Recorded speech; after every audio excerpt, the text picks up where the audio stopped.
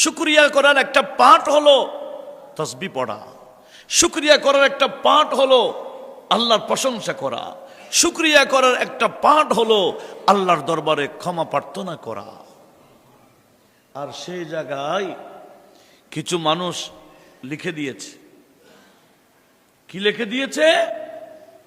এই সূরা নসরের তাফসীরে দেখেন, এগুলা বাংলাও পাওয়া যায়। তাফহিমুল কোরআন এই তাফসীরের মধ্যে লিখে দিয়েছে, ইসলাম প্রচার করতে গিয়ে নবীজি অনেক ভুল ত্রুটি করে ফেলেছেন, সেজন্য আল্লাহ বলেছেন ওয়াস্তাগফিরহু, আপনি ক্ষমা চান। আর একটু জোরে বলি না নাউজুবিল্লাহ। বিষয়টা কি? এরা বলে কি, তো বিভিন্ন ধর্মের মানুষ যখন ইসলাম ধর্মে ঢুকবে তো আপনি নবী কি করবেন?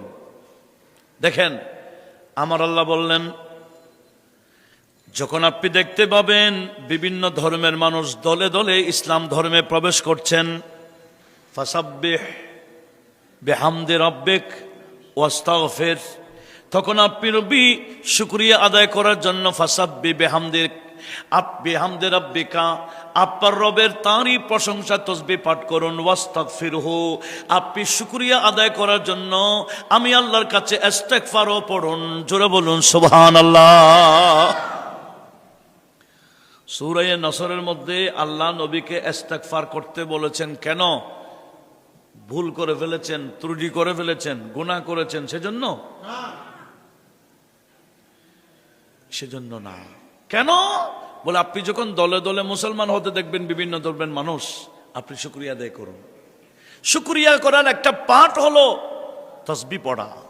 শুকরিয়া করার একটা পার্ট হলো আল্লাহর প্রশংসা করা। শুকরিয়া করার একটা পার্ট হলো আল্লাহর দরবারে ক্ষমা প্রার্থনা করা।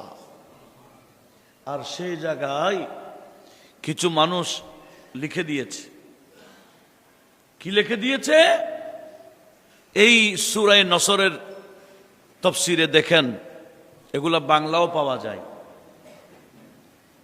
তাফহিমুল কোরআন এই তাফসীরের মধ্যে লিখে দিয়েছে, ইসলাম প্রচার করতে গিয়ে নবীজি অনেক ভুল ত্রুটি করে ফেলেছেন, সেজন্য আল্লাহ বলেছেন ওয়াস্তাগফিরহু, আপনি ক্ষমা চান। আর একটু জোরে বলি না নাউজুবিল্লাহ। বিষয়টা কি? এরা বলে কি? সেজন্য তাফসীর বললে আমরা পড়া এত সহজ না। কার তাফসীর করছেন কে? উনি আলেম কিনা না কে? ওনার বিষয়ে অবশ্য জানতে হবে। আল্লাহ আমাদের সবাইকে সেদিকেও লক্ষ্য রাখার তৌফিক দান করুক, আমিন বলি।